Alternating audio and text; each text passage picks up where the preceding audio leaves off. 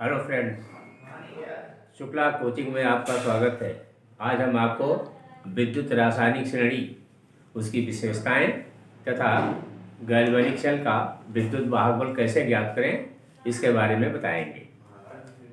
आइए विद्युत रासायनिक श्रेणी क्या है इसके बारे में बताते हैं। विद्युत रासायनिक श्रेणी वो श्रेणी होती है जिसमें हम तत्वों को घटते हुए सक्रियता क्रम में रखते हैं। यानी जो तत्व अपेक्षाकृत अधिक सक्रिय होता है वो ऊपर होता है, और जैसे जैसे तत्वों की सक्रियता घटती है वो उसके नीचे क्रमशः आते जाते हैं। इस श्रेणी की कुछ विशेषताएं होती हैं। नंबर 1 है कि इनमें तत्वों को बढ़ते हुए अपचयन इलेक्ट्रोड व्यूह के क्रम में रखा गया है। यानी जैसे जैसे हम ऊपर से नीचे आते हैं इसका अपचयन इलेक्ट्रोड व्यूह बढ़ता जाता है, जबकि ऑक्सीकरण इलेक्ट्रोड व्यूह घटता जाता है। दूसरी चीज यह है कि जो तत्व अधिक सक्रिय होता है, यानी जो तत्व ऊपर आता है, वो अपने से नीचे आने वाले तत्व को उसके यौगिक से विस्थापित कर देता है, जबकि जो नीचे स्थान प्राप्त करता है वो अपने पहले आए यौगिक से उस तत्व को विस्थापित नहीं कर सकता है। चौथी विशेषता है कि जो तत्व हाइड्रोजन के पहले आते हैं वह अम्लों से क्रिया करके हाइड्रोजन गैस का विस्थापन करते हैं, लेकिन जो हाइड्रोजन के नीचे आते हैं वह अम्ल से क्रिया करके हाइड्रोजन गैस का विस्थापन नहीं करते हैं। जो तत्व मरकरी के ऊपर आते हैं, विद्युत रासायनिक श्रेणी में मरकरी या उसके ऊपर जो तत्व आते हैं, मरकरी से पहले जो तत्व ऊपर आते हैं उनके ऑक्साइड गर्म करने पर अपघटित नहीं होते हैं, लेकिन मरकरी और उसके नीचे रखे के जो तत्व के जो ऑक्साइड होते हैं वो गर्म करने पर अपघटित हो जाते हैं। ये इनकी विशेषताएं होती हैं। साथ ही साथ कि जो तत्व अधिक सक्रिय होता है वो ऑक्सीकृत होता है, अर्थात उसका जो एटम होता है वो धन आयन में बदलता है, जबकि जो उससे नीचे वाला तत्व होता है वो अपचयित होता है, अर्थात उसका धन आयन परमाणु में बदलता है, जिससे हम गैल्वेनिक शेल की रचना करते हैं। आइए कुछ एग्जाम्पल आपको बताते हैं।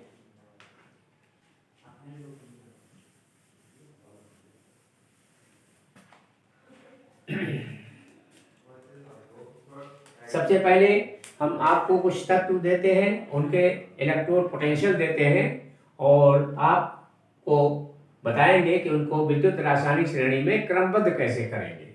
जैसे हमने आपको दे दिया A, B, C, D, E, 4 तत्व आपको दिए हैं। इनके इलेक्ट्रोड पोटेंशियल दिए हुए हैं -2.3, -1.2, +1.3, -2.5 and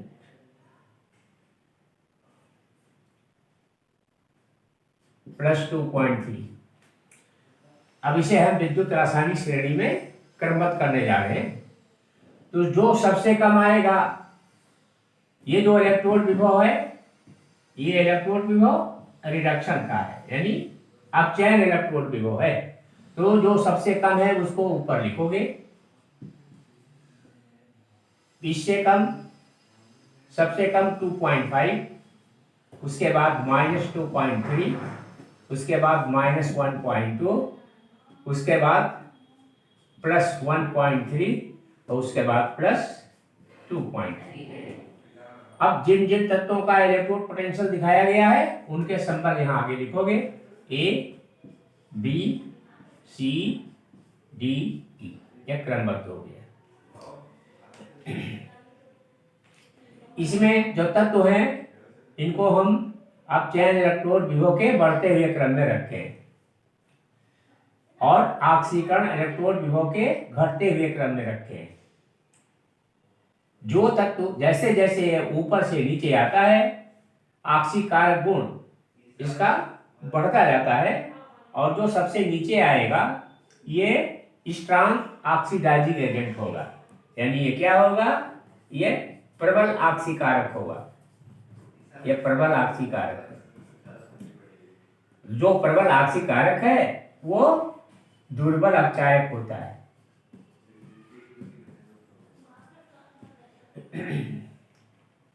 ये पहली विशेषता हो गई कि तमाम तत्व आपको दिए रहेंगे, उसके इलेक्ट्रोड पोटेंशियल दिए रहेंगे, उनको श्रेणी में क्रमबद्ध करना रहेगा और साथ ही साथ आपको बताना होगा कि कौन प्रबल आक्सीकारक है और कौन दुर्बल अपचायक है। तो जो सबसे नीचे आएगा वो प्रबल आक्सीकारक होगा और या वो दुर्बल अपचायक होगा। अब दूसरा एग्जाम्पल देने जा रहे हैं। अब हम आपको कुछ विस्थापन क्रियाएं दिखाने जा रहे हैं।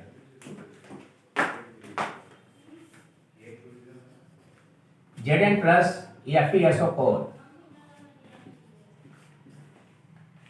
विद्युत रासायनिक श्रेणी में जिंक ऊपर, यानी इसका अपचयन इलेक्ट्रोड विभव कम है, इसका अपचयन इलेक्ट्रोड विभव ज्यादा है, इसलिए ये इसको विस्थापित कर देगा और ये बन गया FeSO4 और ZnSO4 प्लस Fe, यानी इसने इसको डिस्प्लेस कर दिया। क्यों डिस्प्लेस कर दिया? क्योंकि इसका अपचयन इलेक्ट्रोड विभव कम है और इसका अपचयन इलेक्ट्रोड विभव ज्यादा है, यानी ये ज्यादा एक्टिव है, ये कम एक्टिव है, इसलिए अधिक सक्रियता वाला जो एटम है वो इसको विस्थापित कर देगा और ये बन जाएगा ZnSO4। अब इसका उल्टा लेकर चलिए, Fe प्लस ZnSO4। अब ये इसकी सक्रियता कम है, इसकी सक्रियता ज्यादा है, इसलिए इसको विस्थापित नहीं कर सकता है, इसलिए इसमें नो रिएक्शन होगा। यानी हम जिंक सल्फेट और Fe को एक साथ रख सकते हैं क्योंकि इनमें कोई रासायनिक क्रिया नहीं होगी। दूसरा एग्जाम्पल लेते हैं, Zn प्लस CuSO4 बना ZnSO4 प्लस Cu।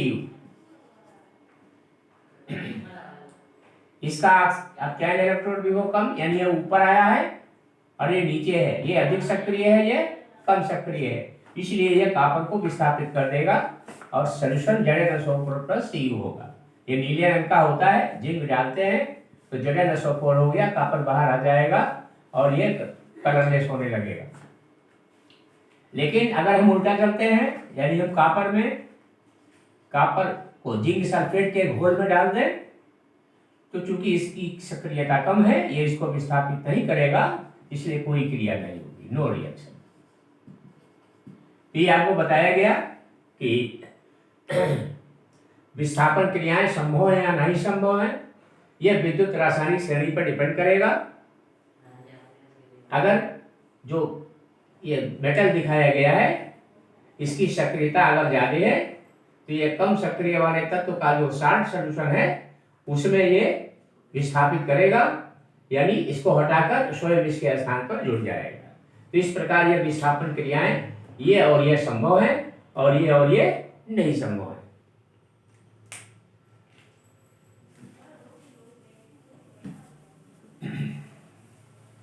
अब कुछ हाइड्रोजन विस्थापन क्रियाएं बताते हैं। Zn plus 2HCl is equal to ZnCl2 plus H2।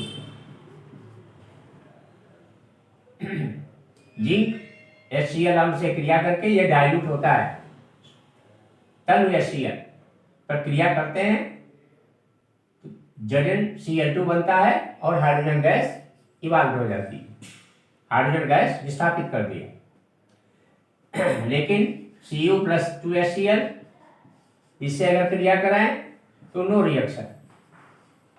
बताया गया आपको कि जो तत्व हाइड्रोजन से पहले आते हैं वे अम्ल के विलयन से क्रिया करके हाइड्रोजन गैस का विस्थापन करते हैं, लेकिन जो हाइड्रोजन के नीचे आते हैं वे अम्ल से क्रिया करके हाइड्रोजन गैस का विस्थापन नहीं करते हैं, इसलिए इससे इसकी कोई क्रिया नहीं होगी, इसकी क्रिया होगी।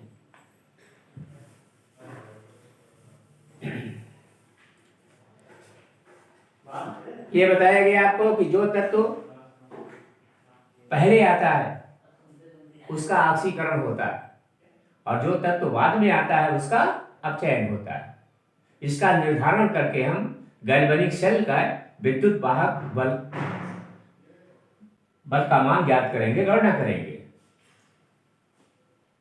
जो तत्व पहले आता है, यानी जो तत्व अधिक सक्रिय होता है, उसका ऑक्सीकरण होता है। ऑक्सीकरण का मतलब कि उसका जो उदासीन परमाणु है वो इलेक्ट्रॉन त्याग कर, यानी उसमें इलेक्ट्रॉन त्याग करने की प्रवृत्ति ज्यादा होती है और इलेक्ट्रॉन त्याग कर वो धन आयन में परिवर्तित हो जाता है।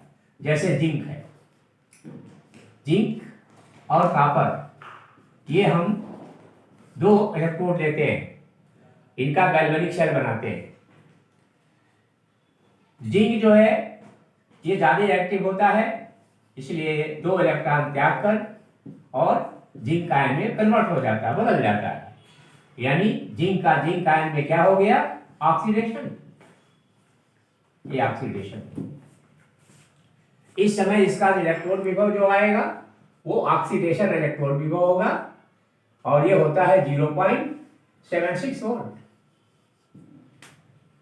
कॉपर इसके नीचे आता है, इसलिए इसका अपचयन होगा, अर्थात इसका धन आयन उदासीन परमाणु में कन्वर्ट होगा, यानी Cu ion plus 2 electron is equal to Cu।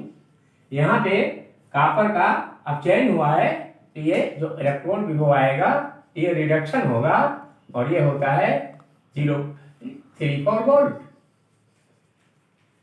अब जिंक और कॉपर इलेक्ट्रोड से जो गैल्वेनिक शेल बनता है, अब उसका हम विद्युत वाहक बल ज्ञात करेंगे। तो दोनों की अर्ध अपक्रियाएं लिख करके दोनों को ऐड करोगे। Zn gives Zn ion plus 2 electron और यहाँ E ऑक्सीडेशन हो रहा है, ये है 0.76 volt and copper ion plus 2 electron gives Zn ion, sorry copper, और यहाँ पे रिडक्शन हो गया 0.34 वोल्ट। अब इसको ऐड करोगे, चलो ऐड करो, ये कट गया तो आया Zn plus copper ion gives Zn ion plus copper और E ऑफ सेल बना, E ऑफ सेल जोड़ देंगे 1.1 वोल्ट। अगर ये नेगेटिव आया इसका मतलब क्रिया संभव नहीं है।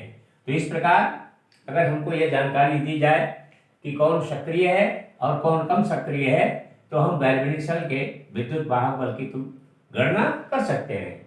वैसे विद्युत वाहक बल ज्ञात करने के लिए एक तो हमने अर्ध अपक्रियाएं लिखे और जिसका ऑक्सीकरण हुआ उसका ऑक्सीकरण इलेक्ट्रोड विभव लिखे, जिसका अपचयन हुआ उसका अपचयन इलेक्ट्रोड विभव। ध्यान रहे कि जब इस प्रकार की क्रियाएं आपको दी जाएंगी तो दोनों का इलेक्ट्रोड पोटेंशियल या तो ऑक्सीडेशन का होगा या अपचयन का होगा। जैसे मान लीजिए दोनों का ऑक्सीडेशन दिया है, तो ऑक्सीडेशन दिया है इलेक्ट्रोड पोटेंशियल, तो जिंक का ठीक है ऑक्सीडेशन है, लेकिन कॉपर आयन का कॉपर में अपचयन हुआ है, तो अपचयन के लिए इसके चिन्ह को बदल दोगे। जिस तत्व का जितना ऑक्सीडेशन इलेक्ट्रोड पोटेंशियल होता है वही उसका अपचयन इलेक्ट्रोड पोटेंशियल होता है, केवल चिन्ह में अंतर आता है, इसका आप ध्यान रखेंगे। तो एक तो ये विधि हो गई। दूसरा विधि है जिससे हम विद्युत वाहक बल की गणना करते हैं, वो भी बताने जा रहे हैं। जब हम गैल्वेनिक शेल बनाते हैं, जैसे जिंक है तो जिंक सल्फेट का घोल लेकर के उसमें जिंक का रॉड डालेंगे, और मान लीजिए कॉपर है तो कॉपर सल्फेट का घोल लेकर के उसमें कॉपर डालेंगे और दोनों विलेन को बाह्य परिपथ में जोड़ेंगे धारा मापी लगाकर, और आंतरिक जो कॉम्बिनेशन होता है वो हम शार्ट ब्रिज के द्वारा करते हैं, इससे गैल्वेनिक शेल की रचना होती है। अभी जो आपको बताया गया उसका ओवरऑल रिएक्शन इस प्रकार है। जिंक, ये जिंक आयन बन गया, यहाँ AQ लिखोगे क्योंकि ये घोल में होता है, और दूसरा हो गया कॉपर आयन है, ये भी घोल में हो गया, और इसका क्या हो गया Cu। जिंक का जिंक आयन में ऑक्सीकरण होता है, कॉपर आयन का कॉपर में अपचयन होता है। ये जो है वो राइट में है और ये जो है वो लेफ्ट में है। तो ई ऑफ सेल बराबर होता है ई राइट माइनस ई लेफ्ट, या ई ऑफ सेल बराबर E R minus E L. ये दोनों का अपचयन इलेक्ट्रोड विभव होगा।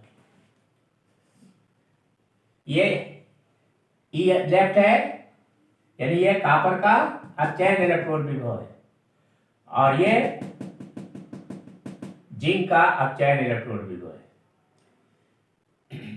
तो कॉपर का अपचयन इलेक्ट्रोड विभव, कॉपर का अपचयन इलेक्ट्रोड विभव, तो कॉपर का अपचयन इलेक्ट्रोड विभव होता है 0.34 माइनस, यह है जिंक का अपचयन इलेक्ट्रोड विभव।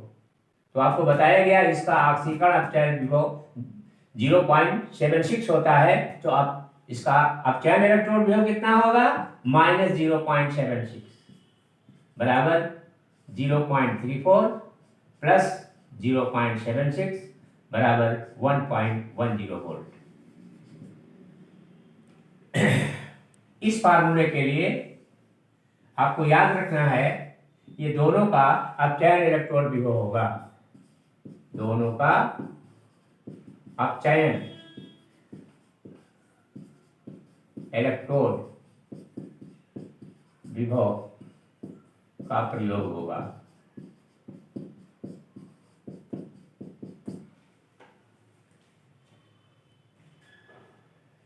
इसको लिखने का तरीका और होता है, जो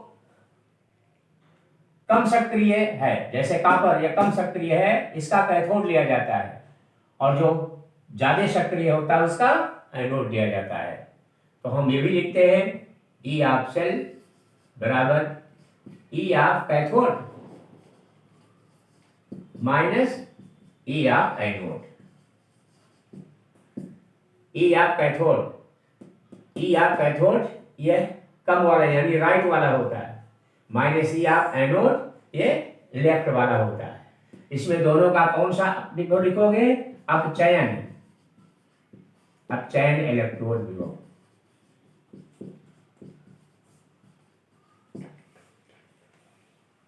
तो ये फार्मूले आपको बताए, इनके आधार पर आप गैल्वेनिक शेल का विद्युत वाहक बल ज्ञात करते हैं।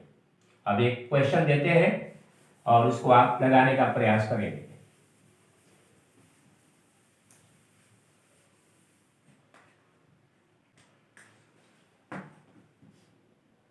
ई ऑफ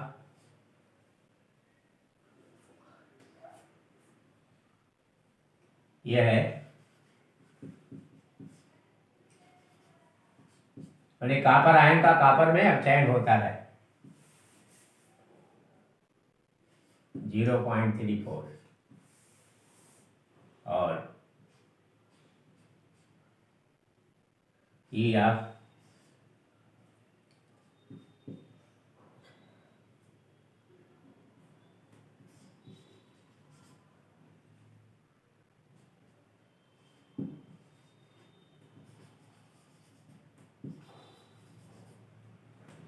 आपको ई ऑप्शन निकालना है।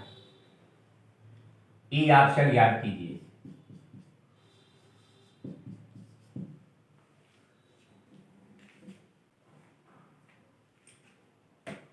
विद्युत रासायनिक श्रेणी में ये ऊपर है, ये नीचे है, यानी ये अधिक सक्रिय है, ये कम सक्रिय है।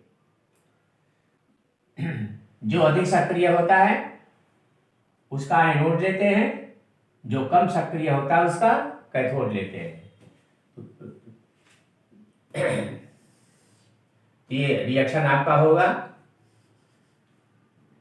Cu आयन Aq,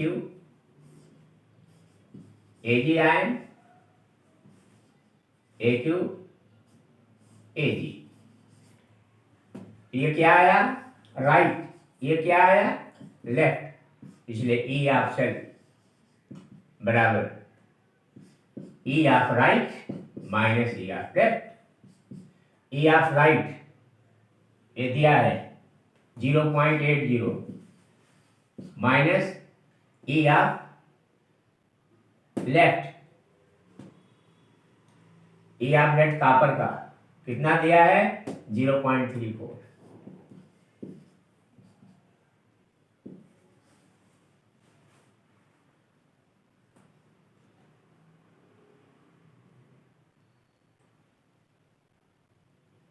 और यस 0.46 वोल्ट।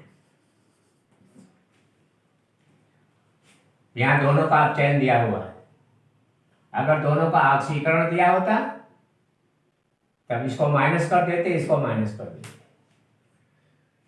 ये आपको फार्मूले बताए गए। इसके बाद आपको हम नर्स इक्वेशन बताएंगे और उसके आधार पर कुछ आंकिक प्रश्न बताएंगे। ये अगले एपिसोड में बताया जाएगा आपको।